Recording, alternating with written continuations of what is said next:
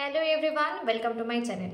আজকে আমরা আলোচনা করব যে ক্লাস 11 যারা 2025 না 25 নয় 2026 সালে যারা উচ্চ মাধ্যমিক দেবে, মানে যারা 2024-এ মাধ্যমিক দিয়েছো, সবে মাধ্যমিক দিয়েছো, তাদের কথা বলছি। তাদের সিলেবাসটা চেঞ্জ হচ্ছে, 11-12-এর সিলেবাস চেঞ্জ হচ্ছে, এটা তোমরা জেনে গেছো। আমি তাও একবার নোটিশটা পাশের স্ক্রিনে দেখিয়ে দিচ্ছি। এবার যে সিলেবাসটা চেঞ্জ হয়েছে, এই সিলেবাসের মধ্যে কি কি থাকছে আমি একটা ছোট আলোচনা করেছিলাম যে তোমাদের সিলেবাসটা কেমন হতে পারে। ইকোনমিক্সের সিলেবাস অবশ্যই সেটা আমার একটা ধারণা, আমি সিবিএসসির যেরকম সিলেবাস সেই সিলেবাস অনুযায়ী বলেছি। এবার তোমাদের কিন্তু পরীক্ষাটা হয়ে যাবে সেমিস্টার সিস্টেমে। এবার সেমিস্টার সিস্টেমে অনেক বছর ধরে আমি যখন পরীক্ষা দিয়েছি তারও 1-2 বছর আগে থেকে হয়ে গিয়েছিল 11-এর পরীক্ষা 11-এ, 12-এর পরীক্ষা 12-এ। এবার যে সেমিস্টার সিস্টেমটা আসছে তাতে 11-এর 2টো সেমিস্টার হবে আর 12-এ 2টো সেমিস্টার হবে। 11-এর সেমিস্টারগুলোর নাম্বার কি 12-এর নাম্বারের সঙ্গে অ্যাড হয়ে এইচএসএস রেজাল্ট বেরোবে, নাকি শুধুই 12-এর 2টো সেমিস্টার মিলে 12-এর মানে উচ্চ মাধ্যমিকের একটা রেজাল্ট হবে, সেটা সম্পর্কে এখনো কিছু জানা যায়নি, কিছু জানানো হয়নি বোর্ডের তরফ থেকে। আজকাল বা নেক্সট উইকের প্রথম দুদিনের মধ্যেই জানিয়ে দেবে আশা করি যে কি হতে চলেছে। সম্ভবত শুধু 12-এর 2টো সেমিস্টার মিলেই হবে উচ্চ মাধ্যমিক, সেটার হওয়ার সম্ভাবনাই সব থেকে বেশি।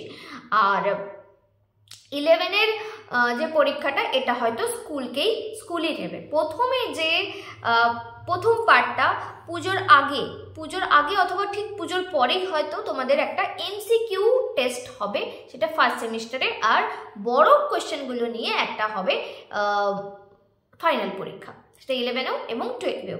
এবার এমসিকিউ আমার যেটা মনে হয় যে আমি অন্যান্য সাবজেক্টগুলোতে বলতে পারবো না, ইকোনমিক্সের ক্ষেত্রে যেটা হতে পারে, এখন ধরো যেই 10টা চ্যাপ্টার থেকে আসছে এমসিকিউ, সেই 10টা চ্যাপ্টার থেকেই হয়তো এমসিকিউ আসবে, কিন্তু হয়তো মার্কসটা বেশি আসবে। এখন 10 নম্বরের আসে, সেখানে হয়তো একটু বেশি নাম্বার আসতে পারে। এইরকমভাবে হয়তো মার্কস ডিভিশন হতে পারে, আমি কিছুই জানি না, মানে এটা হতে পারে, একটা গেস করতে পারি। যেরকমভাবে এদের আছে সিবিএসসি আইএসসির বোর্ডের যেরকম আছে সেরকমটা হতে পারে, অথবা প্রথমের কিছু চ্যাপ্টারের হয়তো এমসিকিউ। তবে আমার যেটা মনে হয় সিবিএসসি বা আইএসসিতে যেটা রয়েছে, যে উচ্চ মাধ্যমিকের জন্য যে বইটা সিলেবাসটা, সেই পুরো সিলেবাসটার ওপরেই কিন্তু বড় প্রশ্নের পরীক্ষা হয় এখনো পর্যন্ত। জানি না কি হবে, তোমাদের কি হতে চলেছে, আশা করছি নেক্সট উইকের মধ্যেই আমরা সেই সিলেবাস সম্পর্কে জেনে যাব।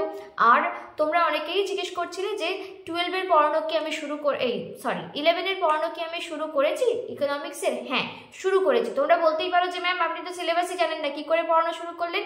দেখো, কিছু জিনিস একদম একই থাকাটা দরকার। যেমন ধরো অর্থনীতি কাকে বলে, বা বেসিক জিনিসগুলো তো পরিবর্তন নিশ্চয়ই করা হবে না, এটা করাটা পসিবল নয়। যেইগুলো বেসিক জিনিস থাকবে সেইগুলো নিয়েই আমি ক্লাস শুরু করেছি। তোমরা যদি কেউ আমার ক্লাস জয়েন করতে চাও, অবশ্যই আমার ডেসক্রিপশন বক্সে লিঙ্ক দেওয়া আছে, ফোন নাম্বার দেওয়া আছে, সেখানে তার সঙ্গে সেই নাম্বারে হোয়াটসঅ্যাপ করতে পারো। অথবা যদি চাও আগে রেজাল্ট বেরোক, কেমন হয় সিলেবাস তো আমরা নেক্সট উইকে জেনেই যাচ্ছি, আর বা এতে কি বলে আগে আমি পাস করি মাধ্যমিক, তারপরে কোন সাবজেক্ট নিই তারপরে ঠিক করব, সেটাও তোমরা করতে পারো। তবে আমি রেজাল্ট বেরোনোর পরেই কয়েকটা ডেমো ক্লাস দেবো, ফ্রি ডেমো ক্লাস থাকবে। সেই ডেমো ক্লাস তোমরা করে তারপরে বুঝতে পারবে। অনেকের ক্ষেত্রেই এটা হয়ে থাকে যে আমার প্রত্যেক বছরই এটা হতো, আমি আগের বছরগুলো যদিও ডেমো ক্লাস দিইনি, যে স্টুডেন্টরা খুব কনফিউজড হয়ে যায় অনলাইন ক্লাস কিভাবে হবে। যেহেতু দেখো ইকোনমিক্স একটা সাবজেক্ট যেটাতে সব জায়গায় টিচার পাওয়াটা খুব মুশকিল হয়ে যায়, এমনকি স্কুলগুলোতেও টিচার নেই। আর যেহেতু স্কুল টিচারের টিউশন পড়ানোটা বারণ বা নিষেধ রয়েছে, তাই জন্য তারা পড়াতে পারেন না। তো সেই দিক থেকে স্টুডেন্টরা মানে নিজেদেরকে পড়তে হয়, অথবা টিউশন টিচার পাওয়া যায় না। অনেক ক্ষেত্রে যিনি হয়তো ইংলিশ পড়াচ্ছেন তিনি হয়তো ইকোনমিক্স পড়িয়ে দিচ্ছেন, এই ধরনের ঘটনাও ঘটে থাকে। তো সেই জন্য অনেকেই আমাকে জিজ্ঞেস করে, কিন্তু তারা ভয় পায় যে অনলাইনে কিভাবে পড়ানো হবে, যদি না বুঝতে পারি, যদি না হয়। তো তাই জন্য আমি কিছু ডেমো ক্লাস অবশ্যই রাখবো, সেই ডেমো ক্লাস তোমরা করতে পারো, করে দেখতে পারো ক্লাস কেমন হয়, কিভাবে পড়াই। তোমাদের যদি পড়ানো ভালো লাগে তবেই জয়েন করো। আর যখন সিলেবাসটা দিয়ে দেবে, আমি অবশ্যই সিলেবাসের ডিটেলস কেমন হবে সেটা নিয়ে তোমাদের একটা অন্য ভিডিও করে দেবো। এই ভিডিও তোমাদের কেমন লাগলো অবশ্যই জানিও। আমার ভিডিও দেখার জন্য তোমাদেরকে অনেক থ্যাংক ইউ।